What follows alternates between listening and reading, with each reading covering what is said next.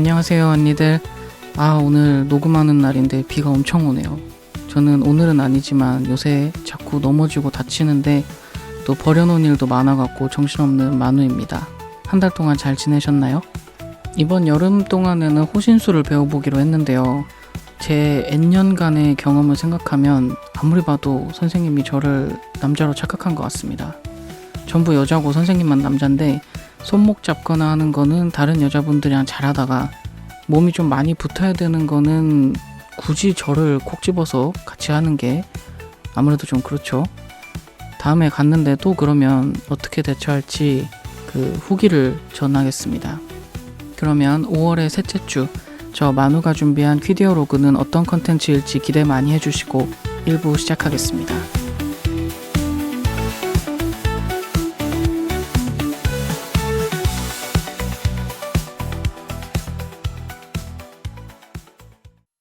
L 양장점에서 사용하는 언니라는 호칭은 특정 젠더에 한정된 호칭이 아닌 모든 L 양장점 청취자분들을 지칭하는 애칭입니다.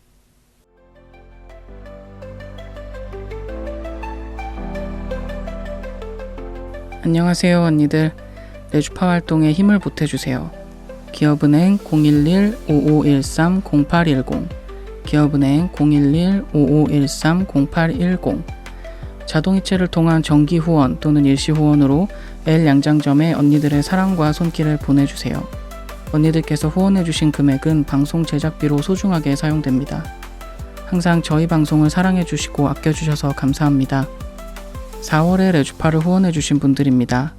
맑은 날의 지렁이님, 올해에도 잊지 않고 레주파에 보내주신 사랑 마음 깊이 간직하며 더욱 즐겁고 알찬 L 양장점을 만들어 가겠습니다. 감사합니다.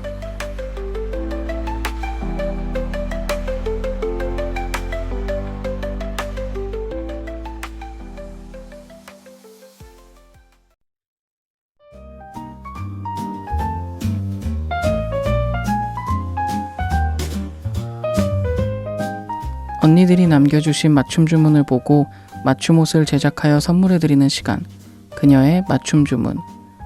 5월 3주차 맞춤 주문 손님은 늦가기 무지개님입니다. 저는 30 중반에 접어든 애청자 늦가기 무지개라고 합니다. 사실 오랫동안 제 자신을 부정하며 살아왔어요. 사회가 만들어 놓은 틀에 저를 억지로 끼워 맞추려고 했고 그럴수록 더 외롭고 힘들더라고요. 그러다가 만우님의 방송을 우연히 듣게 되었고 또 여기서 용기를 얻어 찾아간 작은 모임에서 좋은 친구들을 만나면서 드디어 제 모습을 있는 그대로 받아들이기로 마음먹었습니다. 요즘은 매일이 새롭고 다시 태어난 기분이에요. 아직은 모든 게 조심스럽고 때로는 두렵기도 하지만 이 설렘과 행복을 나누고 싶었어요. 혹시 저처럼 뒤늦게 자신의 길을 찾았거나 지금 용기를 내고 있는 분들께 따뜻한 응원의 메시지 부탁드려도 될까요? 새 출발의 느낌을 담아 트로이 시반의 블룸 신청합니다. 라는 사연을 보내주셨습니다. 늦가기 무지개님, 좋은 소식 감사합니다. 자기 정체성을 새롭게 정의하고 인정하는 거는 쉽지 않은 일이죠. 하지만 이렇게 설레고 행복하다고 하시니까 저도 마음이 좋아집니다. 긴 과정을 거쳤을 텐데 본인의 모습을 발견하신 거 축하드립니다. 저도 정체화를 꽤나 늦게 했거든요. 뭔가 주변 다른 사람들과 내가 다르다는 생각은 했었고 고등학교 시절에도 엄청나게 많은 퀴어 영화나 드라마를 봤지만 나는 그래서 이건갑다 이렇게 생각은 안 했었던 것 같아요. 우리나라는 아직까지도 그만큼 포용적이지 않기 때문에 이렇게 사는 거는 외국의 일이다라는 생각도 했었고요. 지금은 그 정도는 아니긴 하지만 그래도 누군가는 아직도 내 정체성이 이렇다고 한들 나는 그렇게 살 수 없겠지 하면서 슬퍼하고 있을지도 모르겠어요. 그런 분들에게 늦가기 무지개님의 사연이 큰 힘이 될 것 같습니다. 우리는 많거든요. 제대로 가시화가 안 되긴 했지만은 그래도 우리는 어디에나 있습니다. 늦가기 무지개님이 좋은 친구를 만나서 진짜 다행이라고 생각해요. 우리는 어디에나 있지만 모두가 우리 친구는 아니잖아요. 그래서 좋은 사람, 잘 맞는 사람 만나기가 쉽지가 않은데 정말 축하드려요. 우리 언니들도 자신과 잘 맞는 우리들을 발견하고 많은 힘을 받으셨으면 좋겠습니다. 스스로를 위해서도 환하게 피어나시길 바라면서 신청곡 트로이 시반의 블룸 듣고 오겠습니다. 음악 듣고 왔습니다. 맞춤 주문 사연을 보내고 싶은 언니들 사연 보내는 방법을 소개해 드릴게요.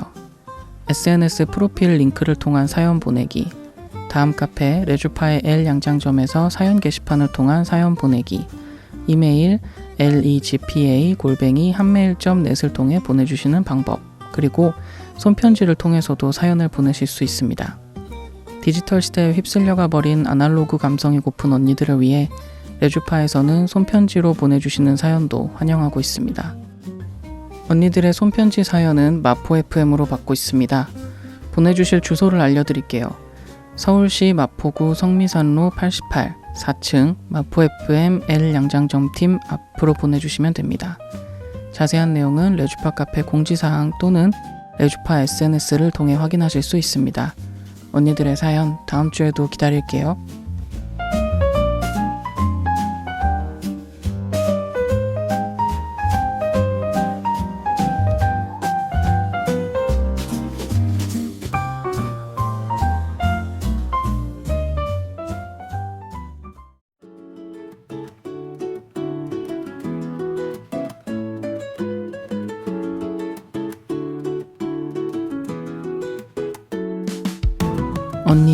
언니에 의한, 언니를 위한 꼭 맞는 맞춤 정보 띵동. 5월 3주차 띵동은 혼인평등 소송 소식으로 시작합니다. 동성부부 6쌍이 동성결혼을 허용하지 않는 민법의 위헌 여부를 따져달라며 헌법소원 심판을 청구했습니다. 지난 2월에 두 쌍의 동성부부가 국내 최초로 동성혼 법제화에 대한 헌법소원 심판을 청구한 데 이어 두 번째예요. 이들이 직접 헌법소원 심판을 제기한 이유는 앞서 법원에 제기한 위헌법률 심판 제청이 기각됐기 때문입니다. 지난해 10월에 이들을 포함한 11쌍의 동성부부가 전국 6개 법원에 혼인신고 불수리 처분 불복 신청을 내는 동시에 위헌법률 심판 제청을 신청했거든요. 동성혼 법제화 캠페인 조직인 모두의 결혼은 각 법원에 모두 입증 계획서를 제출했지만 재판부는 일체의 기일 진행 없이 각하와 기각 결정을 내렸다고 비판했습니다.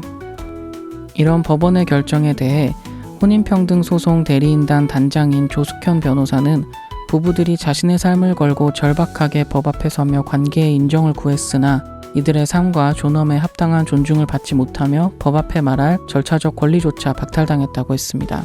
헌법재판소는 지난 2월 두 쌍의 부부가 낸 헌법소원에 대한 심판 회부를 결정했는데요.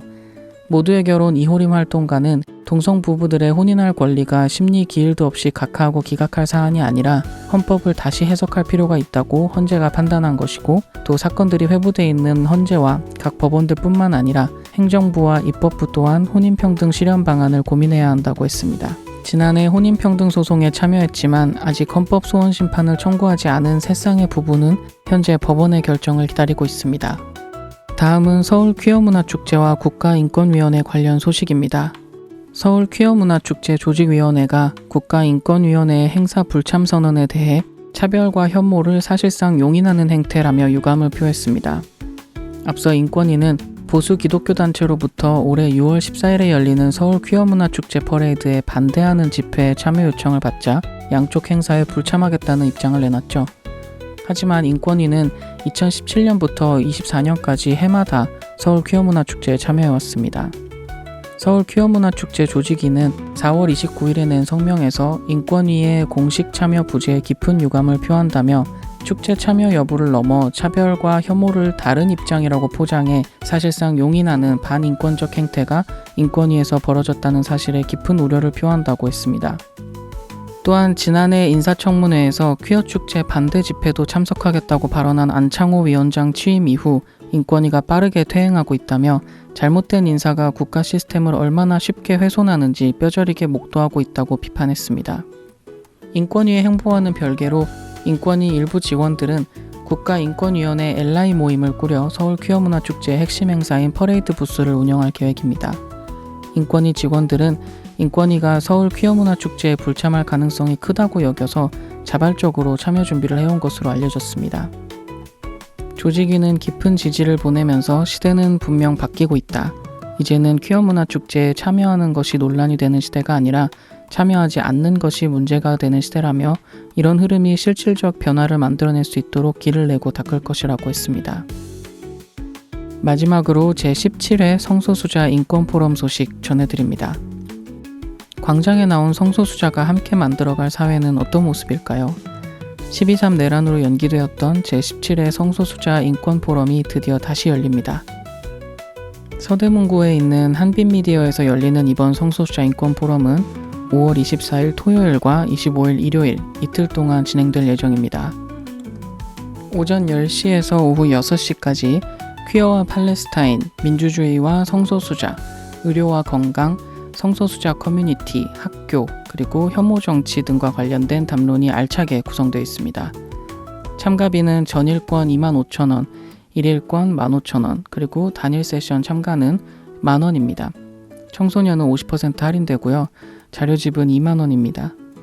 비용은 현장 납부고 현금이나 계좌이체 모두 가능합니다. 그리고 모든 세션에 문자 통역이 진행됩니다. 후원이나 자세한 사항은 성소수자 차별반대 무지개행동 홈페이지나 SNS를 확인해주세요. 그럼 2025년 5월 3주차의 띵동은 여기까지. 다음 주에도 다양한 소식으로 돌아올게요.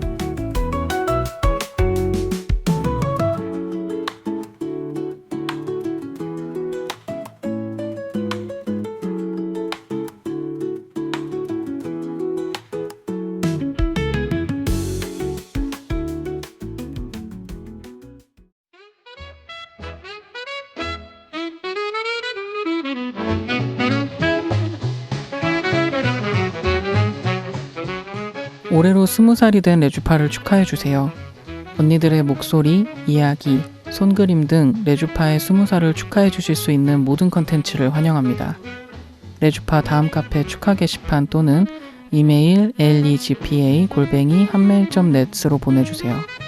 실물을 직접 보내고 싶은 언니들은 마포FM으로 우편을 보내주셔도 됩니다. 마포FM 주소는요. 서울시 마포구 성미산로 88 4층 마포FM L 양장점팀 앞입니다. 언니들의 마음 기다리고 있을게요.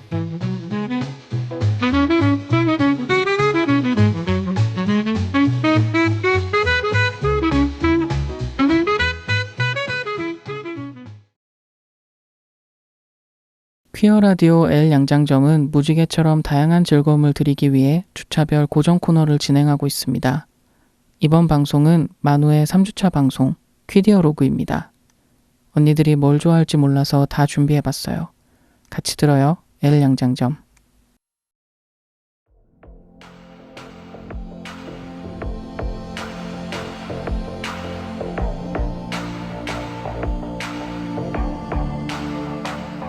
여기저기 컨텐츠가 넘치는 세상, 그리고 우리의 이야기는 어디에나 있다. 우리의 순간을 놓치지 않도록 지금 여기에 기록합니다. 미디어를 감상하고 그 속의 퀴어 이야기를 발견하는 시간, 만우의 퀴디어로그입니다. 이번 달에 가져온 컨텐츠는 전부 에거사지시아입니다. 첫 번째 순서 퀴디어 스토리에서 어떤 내용인지 그리고 어떻게 만나게 됐는지 이야기할게요. 퀴디어로그 퀴디어 스토리입니다.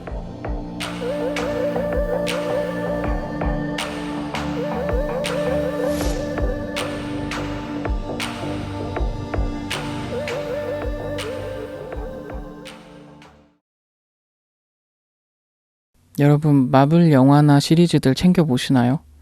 저는 엔드게임 정도까지는 봤는데 그 후로는 거의 안 본 것 같아요. 마블 영화는 마블 시네마틱 유니버스라고 해서 줄여서 MCU라고 부르죠. 그리고 스토리 흐름에 따라서 페이지로 묶어서 숫자를 붙이고요. 저는 인피니티 사가라고 묶이는 페이지 1, 2, 3을 많이 봤던 것 같아요. 그때 한참 영화 보러 다닐 때기도 했고요. 그래서 아이언맨, 헐크, 어벤져스, 토르, 가디언즈 오브 갤럭시, 닥터 스트레인지, 블랙팬서, 캡틴 마블까지 본 거죠. 한 2008년부터 19년까지 긴 기간이죠. 스파이더맨을 안 넣은 이유는 MCU 스파이더맨을 보긴 봤지만 그래도 저에게 스파이더맨은 MCU 편입되기 전에 소니의 토비 맥과이어 스파이더맨밖에 없거든요. 그리고 그 다음에 나오는 페이지 4, 5는 멀티버스 사가라고 부릅니다. 타노스 이후로 멀티버스가 다중우주에 관한 이야기가 주요 테마인 것 같아요. 하지만 인피니티 사가에 있었던 그 익숙한 캐릭터들이 거의 교체됐거든요. 물론 세대 교체는 필요하겠지만은 새로운 캐릭터들이 좀 마구잡이로 나오는 것도 있고 설명도 부족하고 이러니까 아직 관객들의 마음을 확 사로잡지는 못하고 있는 것 같습니다. 그리고 뭐 이미 아무리 짧게 봐도 10년 동안 만들어진 세계관이기 때문에 이거를 조금이라도 이해하고 봐야 된다? 그럼 장벽이 더 높아지는 거죠. 게다가 이제 디즈니에서 인수하면서 드라마 시리즈들도 엄청 늘어났고요. 이렇게 마블 이야기를 하는 이유는 이번 달 퀴디어 스토리인 마블의 드라마 시리즈 전부 에거사지시아를 보려면 이걸 다 봐야 하느냐, 이 질문에 대답하기 위해서입니다. 물론 뭐 모든 걸 이해하고 보면 더 재밌죠. 하지만 너무 힘들다. 그러면 드라마 완다비전, 그 다음에 영화 닥터 스트레인지 대혼돈의 멀티버스, 그리고 어벤져스 그 인피니티 워랑 엔드게임, 이렇게만 보시면 돼요. 사실 이것보다도 몇 개 더 있기는 한데 뭐 오늘은 MCU 자체에 대해서 얘기하는 건 아니니까. 근데 그래도 너무 많다. 그러면 어벤져스 영화 2개는 사실 완다비전을 위한 거니까 내용만 알고 계셔도 돼요. 완다비전을 관통하는 이 사랑과 분노, 여기에 원인이 나옵니다. 근데 이것도 너무 많다 싶으시면 닥터 스트레인지를 포기합시다. 여기서도 어떤 일이 일어났다 정도만 아시면 돼요. 굉장히 서글픈 일이 일어났으니까. 그러면은 뭘 보면 좋냐? 최소한 완다비전은 보셔라 라고 말씀을 드리고 싶습니다. 왜냐하면 전부 에거사지시아가 완다비전 스피노프니까요. 그러면 완다비전은 뭐냐? 완다라는 여성이 웨스트뷰라는 미국의 한 작은 마을에서 사는 이야기예요. 이게 가장 스포가 없는 버전의 설명입니다. 예전에 올슨 자매라고 해서 헐리우드에서 쌍둥이 아역 배우이면서 패션 아이콘으로 유명했던 배우들이 있죠. 이 사람들의 동생인 엘리자베스 올슨이 완다 역을 맡았습니다.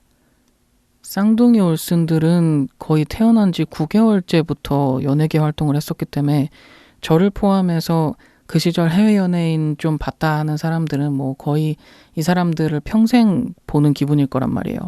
근데 이 둘은 연예계 은퇴를 했고 동생은 연기도 잘하는데 한국에서는 좀 보기 힘든 독립영화라든지 TV 시리즈 이런 거에 주로 나오니까 되게 아쉬웠단 말이에요. 근데 MCU의 완다 역을 찰떡같이 소화해서 굉장히 반가웠습니다. 이런 반가운 마음은 잠시 뒤로 하고 완다비전에 대해서 좀 더 깊게 설명을 해보자면, 완다비전은 디즈니 플러스에서 MCU의 캐릭터를 갖고 영화와 직접 연계되는 스토리로는 처음 선보인 TV 시리즈예요. 이전 TV 시리즈들은 뭐 마블 텔레비전이라는 별도의 회사에서 제작을 했었고, 완다비전부터는 영화를 만드는 마블 스튜디오가 제작을 한 거죠. 2명의 슈퍼히어로인 완다와 비전을 중심으로 이야기가 진행되기 때문에 또 이제 중의적인 의미에서 제목이 완다비전입니다. 완다는 초능력자, 비전은 인공지능 로봇. 이 두 사람이 미국의 전형적인 교회 마을 웨스트뷰에서 사는 모습을 보여줍니다. 근데 점점 뭔가 이상하게 보이는 거예요. 그리고 에피소드마다도 다른 시대의 미국 시트콤을 스타일을 보여줘요. 저는 이런 부분을 되게 흥미롭고 재밌게 봤습니다. 결론적으로는 웨스트뷰에 완다와 비전이 왜 사냐, 그리고 도대체 뭘 숨기고 있냐, 이런 것들이 나오는 거죠. 제가 모종의 이 배우 이슈로 인해서 완다비전을 마음껏 재탕하지 못하는 속상함과 또 숨길 수 없는 MCU 덕력을 조금 진정시키기 위해서 노래 하나 듣고 가겠습니다. 에피소드마다 다른 시대 시트콤 스타일이 나온다고 했잖아요. 그래서 이 드라마 인트로도 다 거기에 맞춰서 제작이 됐는데 이 인트로 모음을 들어봅시다. 완다비전 공식 사운드 트랙에 담겨있는 노래들이고요. 수록곡 대다수가 겨울왕국이랑 코코 유명한 노래들을 만든 크리스틴 앤더슨 로페즈와 로버트 로페즈 부부가 작업했습니다. 4화를 제외하고 1화에서 7화까지의 인트로곡 듣고 오시겠습니다. 음악 듣고 오셨습니다. 그럼 드디어 전부 에거사지시아에 대해서 얘기를 해볼까요? 줄여서 에거사짓으로 부르겠습니다. 에거사짓은 완다비전에서 등장한 캐릭터의 이야기를 이어가는 시리즈예요. 수백 년 동안 살아온 강력한 마녀가 완다비전에서의 사건 이후로 힘을 되찾기 위한 여행을 떠납니다. 이 과정에서 한 명의 10대 소년이랑 여러 마녀들과 힘을 합쳐요. 스포일러 없이 말하자면은 이 얘네들의 여정을 그린 드라마다 이렇게 볼 수 있겠고, 또 각자 원하는 거를 찾기 위한 여행이라는 점에서는 오즈의 마법사와 좀 비슷한 면이 있죠. 마이크 테스트. 네, 지금 집에서 열심히 편집 중인 만우입니다. 제가 문장 하나가 빠졌는데 이거를 웬만하면 그냥 넘어가겠거든요. 근데 내용 스포일러는 많이 못하니까 제작과 관련된 얘기를 해보겠다는 말이 빠져버려서 중요한 얘기인데 갑자기 왜 이렇게 내용 얘기 안 하고 제작 얘기를 할까 궁금해 하실까 싶어서 다시 이 부분을 녹음을 급하게 했습니다. 그럼 다시 방송 들으러 가실게요. 에거사짓은 MCU에서 만든 것 중에서는 제작비가 제일 적었대요. CGI를 최대한 덜 쓰고 진짜 세트장을 짓거나 분장을 하거나 그랬었거든요. 초기에는 비용이 좀 들었을지라도 이 세트를 계속 활용할 수도 있고 또 수정도 CGI보다는 비용이 덜한 거죠. 하지만 세트라고 해서 절대 수고가 덜하진 않습니다. 세트를 만드는 과정을 보면은 그 ASMR처럼 보는 사람이야 편하긴 한데 진짜 대단하다는 생각을 많이 했어요. 이 제작진들 목표가 판타지나 호러 영화의 황금기 시절을 살려보자였기 때문에 세트가 크고 몰입감 있고 디테일합니다. 보통 MCU 영화 메이킹 필름을 보면은 초록색이나 파란색 스크린 앞에서 얼굴 점 찍고 연기하거나 아니면 쫄쫄이 입은 스태프들이 열심히 뭔가 수동 효과를 주고 그러잖아요. 근데 에거사짓의 메이킹을 보면 정말 옛날 영화나 아니면 드라마 세트장 이런 분위기예요. 그러다 보니까 여기 캐스팅된 배우들은 워낙 연기를 잘하기는 하지만 그래도 이 사람들이 세트장에 완전히 몰입하는 게 진짜 영상을 뚫고도 전해지더라고요. 총 9개 에피소드로 돼 있는데 총괄을 포함한 여자 감독들이 회차를 몇 개씩 나눠서 작업을 했어요. 그래서 기존 MCU와는 좀 느낌이 다르다는 생각을 했습니다. 제가 완다비전과 에거사짓을 좋아하는 이유 중에 하나가 여자 배우들을 참 잘 썼어요. 그 불필요한 노출도 별로 없고요. MCU에 늘 애증의 마음이 있는 게 이게 여자 캐릭터들을 대하는 태도란 말이에요. 별다른 서사 안 주고 빨리 하차시킨다든지 옷이 엉망이라든지 이런 거요. 그동안 진짜 많은 여자 캐릭터들이 보여주기식으로 쓰이고 정들만 하면 이제 사라졌죠. 근데 헐크의 여자 버전 정도로 끝난 쉬헐크라든지 아니면 어느 정도 준수하게 끝나긴 했는데 뭔가 좀 아쉬운 게 많았던 블랙 위도우랑은 다르게 완다비전과 에거사짓은 독자적인 여성 주인공 서사를 그나마 좀 쌓았다라고 생각합니다. 물론 또 모성애 이런 거에 갇혀있긴 하지만요. 그리고 추리닝 입고 싸우는 모습도 나와요. 이게 대단한 거라고 하지만 그동안 마블이 보여줬던 숨쉬기도 불편한 여성 히어로들의 옷과는 확실히 다르죠. 게다가 에거사 시리즈에서 특히나 더 의상에 신경을 많이 쓴 것 같더라고요. 이 많은 MCU 시리즈와는 다르게 완다비전도 그렇고 에거사짓도 그렇고 전투복보다는 일상복을 많이 입는단 말이에요. 그러면 일상 시트콤이랑 차이점 또는 시트콤과 히어로물의 중간 지점을 찾는 게 또 이 시리즈의 중요한 지점이었을 것 같아요. 이거를 고대 룬 문자라든지 아니면 이 옷을 입는 마녀에 대한 상징 이런 걸 디테일로 넣어서 그 차이를 뒀다고 생각합니다. 옷을 보면 단색이어도 그냥 단색인 게 하나도 없어요.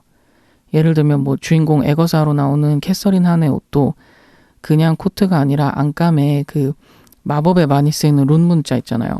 이거를 잔뜩 넣어가지고 일종의 그 보호막 역할을 한다 이런 의미를 담기도 했고요. 그리고 예전에 SNL 크루에서도 눈에 띄었던 사람이라서 되게 반가웠던 사쉬어 자마타라는 배우가 있는데 이 사람은 제니퍼라는 마법약 마녀로 나와요. 이 사람 옷에는 또 이제 라벤더, 약 섞는 그릇, 별 이런 그런 상징적 요소들을 금박을 해놨죠. 또 이 엄청난 퀴어 팬층을 갖고 있는 브로드웨이의 전설 패티 루폰이 맡은 점술사 릴리아 이 사람의 의상도 보면은 시칠리아의 전통 의상이랑 현대 의상 스타일을 적당히 섞은 옷에다가 점술사니까 타로카드 이미지 아니면 이 릴리아 본인의 역사를 자수로 담았습니다. 그 사람 450년 이상 살았기 때문에 그런 마녀에게 바치는 헌정 같은 느낌으로 옷이 만들어진 거죠.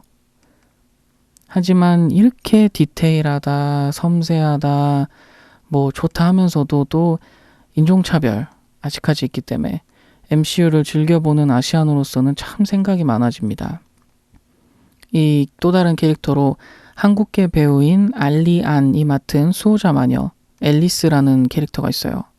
근데 홍콩계 캐릭터야. 근데 또 의상 디자인에는 일본풍 그림이 들어갔어요. 그리고 이 캐릭터가 메인인 회차콜로 편곡한 노래는 또 가수 서문탁이 불렀단 말이죠. 뭐 어떻게 해야 돼 이거를. 저는 이제 한편으로는 어쨌든 아시안 팬들이 많아야 제작도 아시안 눈치를 좀 보지 싶으면서도 또 한편으로는 이거를 소비해주는 게 맞나 싶고 또 뭐 여전히 퀴어로서 또 아시안으로서 이 너무나 작은 조각 하나 떨어지는 거에 막 감격해갖고 소비해야 되나 이런 마음이 들 때가 있어요. 그리고 서문탁 선생님이 녹음한 이 버전은 사실 본편에 안 나와요. 그게 참 아쉽죠. 게다가 이제 곡 발표를 앨리스의 엄마 버전이라고 해서 그런지 서문탁쌤 라이브나 뭐 녹음 장면 사진 이런 거 보고서 아 연기 진짜 잘했다. 너무 좋은 배우다. 이러더라고요 외국인들이. 참 아쉽죠. 하지만 서문탁쌤의 노래를 또 안 들어볼 수가 없잖아요. 첫 번째 코너 퀴디어 스토리를 마무리하면서 서문탁의 The Ballad of the Witch's Road를 같이 들어보겠습니다. 마녀의 길에 대한 노래인데 이게 애거사짓에서는 여러 버전으로 계속 반복이 돼요. 이 노래가. 전체 내용을 아우르기도 하고 또 핵심 요소기 때문에 마녀의 길을 걸어가는 여정 이걸 담았고 여기 발라드라는 거 우리가 아는 그 애절한 사랑 노래라기보다는 중세 유럽의 민요 형식으로 보시면 될 것 같아요. 그러면 노래 듣고 오겠습니다.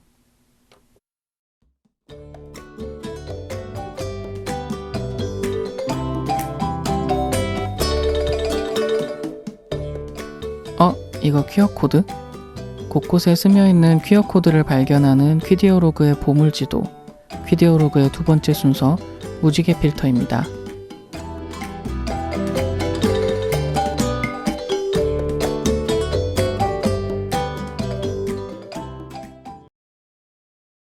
애거사짓에는 무지개 필터로 살펴볼 사람들이 되게 많은데요.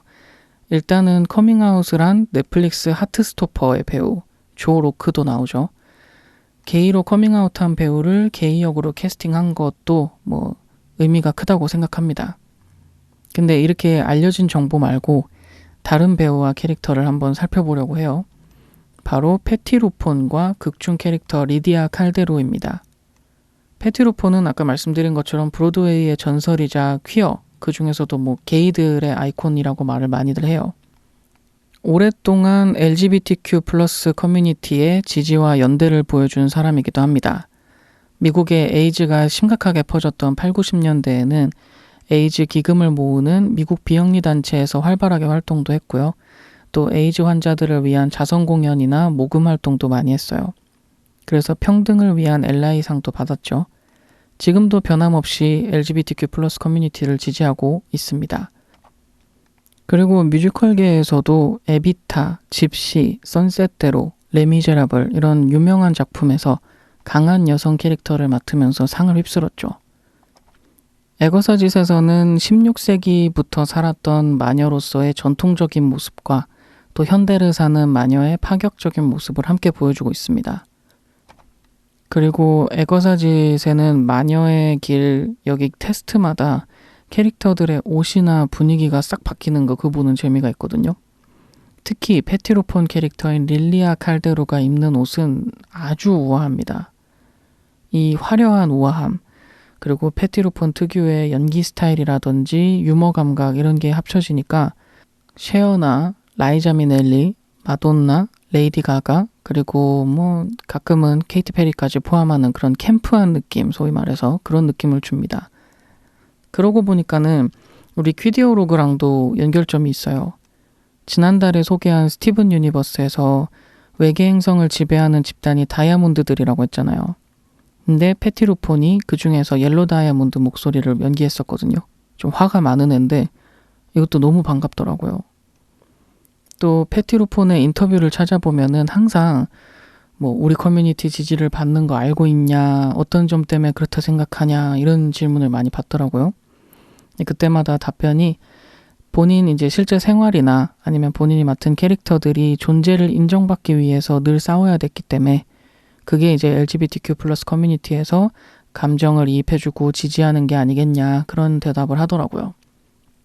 또 인터뷰 중에도 웃긴 게 뭐였냐면 패티루폰이 성량이 워낙에 좋아서 건너 방에 있는 시리가 대답을 했다는 거예요. 그래서 7, 80년대부터 현재까지 활동하면서도 또 이렇게 일상에서까지 달란트 넘치는 모습을 보여주는 디바를 캐스팅한 거죠. 덕분에 이제 여러 세대의 문화를 연결해서 작품의 깊이가 좀 더 깊어지지 않았나 하는 생각도 듭니다.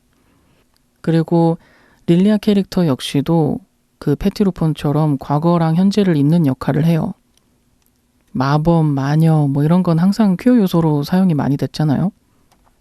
우스갯소리로 그 마녀랑 레즈비언의 공통점을 찾으려고 벤 다이어그램을 그리면은 그냥 큰 원 하나가 생긴다, 이런 얘기도 있죠. 여성성과 고정관념에 대항한다는 그런 의미도 크고요. 릴리아라는 캐릭터도 여기 마녀들 중에서는 제일 오래 산 마녀로 나오는데 그만큼 고정관념 이런 걸 정말 싫어해요. 뾰족한 모자, 매부리 코, 빗자루 이런 거 다 편견이다 말면서 화내기도 하고요. 이게 그 배우가 인터뷰나 다른 작품에서 보여주는 그런 모습과도 다 있다고 생각해서 더 의미가 있었습니다. 이렇게 배우 패티루폰과 릴리아 칼데로라는 캐릭터에서 퀴어 요소를 한번 찾아봤습니다. 릴리아에 관련된 얘기는 7화에서 완성이 되는데요. 여기 삽입된 곡인 짐 크로치의 Time in a Bottle를 들어보려고 해요. 흘러가는 시간에 대한 슬픔과 병에 담아두고 싶을 정도로 소중한 순간들에 대한 기쁨이 섞인 노래예요. 자기 삶이 뒤죽박죽이라고 생각했던 릴리아의 이야기를 되돌아볼 수 있을 것 같습니다. 그러면 노래 듣고 다음 코너로 만날게요.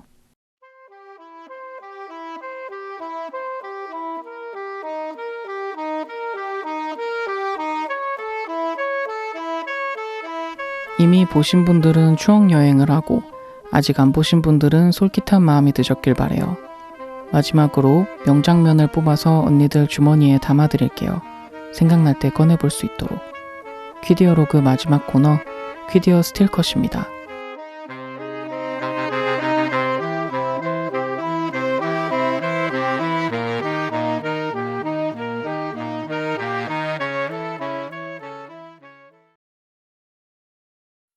퀴디어 스틸컷에서 뽑은 장면은 두 스포일러 방지 캐릭터 관계 그 자체입니다. 스포일러 방지를 괜히 내세웠다 싶을 정도로 지금 그 첫 퀴디어 로그 때부터 스포일러 피하느라 너무 힘듭니다. 이번에도 존재 자체가 퀴어이자 스포일러인 두 사람의 이야기입니다. 이 캐릭터를 맡은 배우들도 되게 좋아하는데 설명을 막 덧붙이다 보면은 비밀을 발설해버릴 것 같아서 참아야겠어요. 첫 등장부터 굉장히 강렬하고 또 우리가 보기에는 저 둘이 뭐 있는데 약간 이런 생각이 드는 그런 연출이 많거든요. 예전에 MCU였다면은 딱 거기까지만 하고 끝냈겠죠. 근데 그래서 막 팬들이 막 얘네 무슨 관계일까 하면서 팬아트 그리고 소설 쓰고 뭐 그랬겠죠. 근데 이제 아주 조금은 달라진 MCU가 에피소드를 풀어가면서 이 둘의 관계를 확실하게 보여줍니다.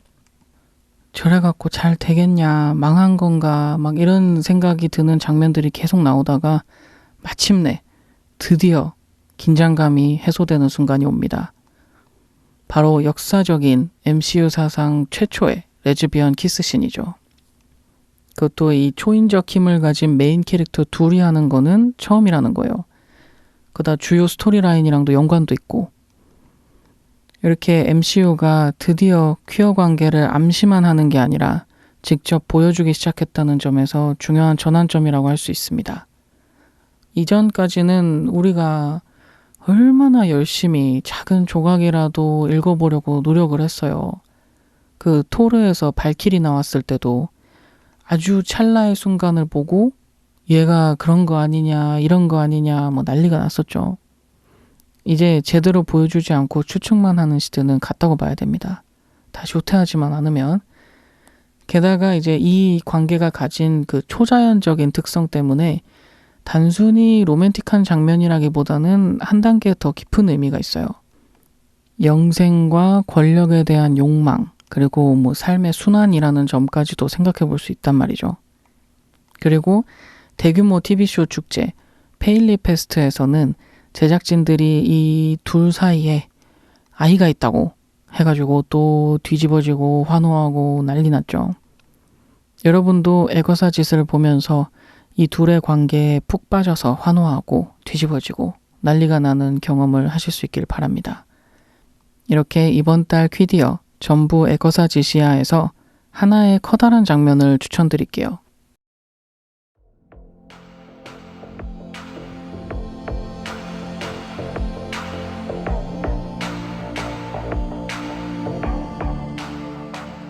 오늘도 수많은 이야기 속에서 우리를 발견했습니다. 앞으로도 계속해서 기록하고 기억하길 바랍니다. 그러면 클로징으로 오늘 밤 마무리해 볼게요.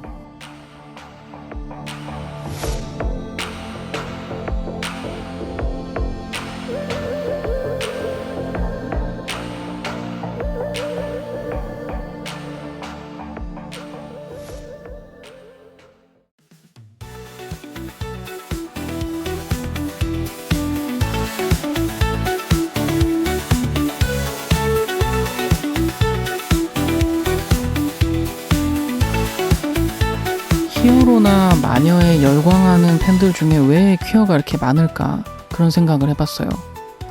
아무래도 남들과는 다르다, 그리고 내 정체성을 숨겨야 된다, 이런 것 때문에 가장 이입을 많이 하는 것 같아요. 그리고 그 강한 존재가 되는 과정이 대부분은 사회에 적응하지 못해서 힘들어하고 있다든지 아니면은 괴롭힘을 당하는 상황에서 초인적인 힘을 발휘하는 스토리라서 또 이런 부분에 공감을 하기도 하고요. 힘을 갖고 난 다음에도 또 사회가 규정한 정상성과는 다른 길을 간다든지 아니면 나의 당연한 권리를 위해서 싸워야 하는 사람들, 이런 사람들이 슈퍼파워 이걸로 이제 극복해 나간다, 이런 이야기가 많죠. 현실에서는 미디어에 나오는 그런 신기한 힘은 없지만 그래도 불의에 저항하고 연대하면서 변화를 이끌어내는 것 자체가 이미 슈퍼파워가 아닐까 싶습니다. 모두들 이번 달도 열심히 잘 살아오셨다고 말씀드리고 싶고 또 한 달 동안 잘 살아보자는 응원을 보냅니다. 그때까지 퀴디어도 즐기고 밥 잘 챙겨 먹고 잘 자고요.